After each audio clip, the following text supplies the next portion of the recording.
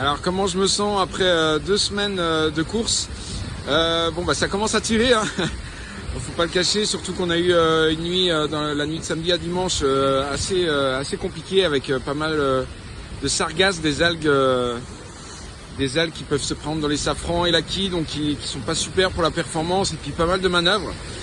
Après on a réussi un peu à se reposer avec Ben et à tourner pas mal, donc on est prêt pour cette dernière semaine et le couteau entre les dents pour garder une bonne place. Alors que représente la Transat Jacques Vabre à mes yeux? Moi c'est un des 3 monuments de la course au large mondiale, avec la Route du Rhum et le Vendée Globe. C'est la plus grande course au monde en double. Donc voilà, c'était un rêve d'y participer et c'est ma première participation, donc je suis assez content. Ouais. Alors comment ça se passe avec Ben? Plutôt bien, heureusement. Quand on est 24 heures sur 24 en milieu clos comme ça, on a intérêt à plutôt bien s'entendre et à bien se connaître, ce qui est le cas avec Ben. Donc c'est une répartition 50-50, on analyse la météo ensemble. Quand il y en a un qui est sur le pont, l'autre est à l'intérieur en train de soit de se reposer, soit de se préparer à manger, soit analyser la météo justement.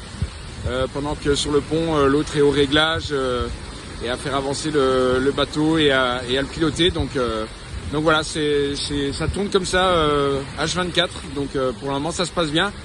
On s'est pas encore trop engueulé. Alors a-t-on eu des avaries depuis le départ? Écoute, le bateau a été super bien préparé par Julien Lubrano, mon préparateur entre autres. C'est l'avantage des bateaux neufs aussi, c'est que on a moins de soucis techniques. Donc jusqu'à maintenant, c'est des soucis bénins qu'on a pu réparer, ou en tout cas qui nous ont pas trop handicapés au niveau performance. Ça c'est le principal.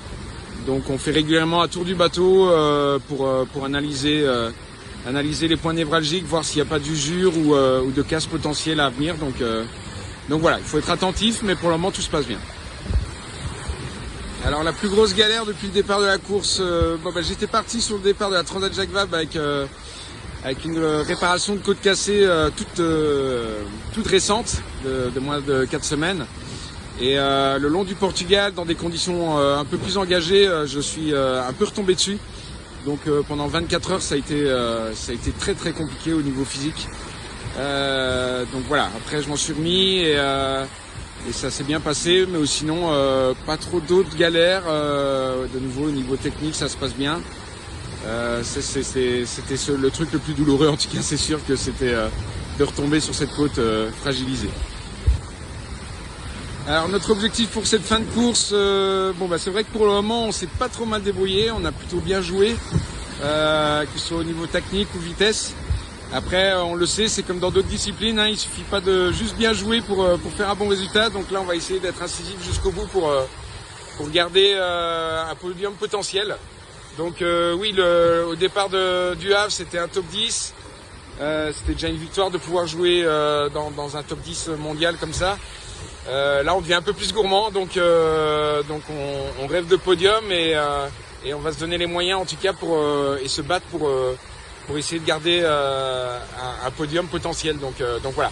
Après la route est encore très très longue, hein. Il y a encore pas mal, il y a encore 4000 km, donc il y a encore pas mal de choses qui peuvent se passer. La concurrence ne lâche rien évidemment. Donc à nous de bien jouer, et puis on fera les comptes en Martinique.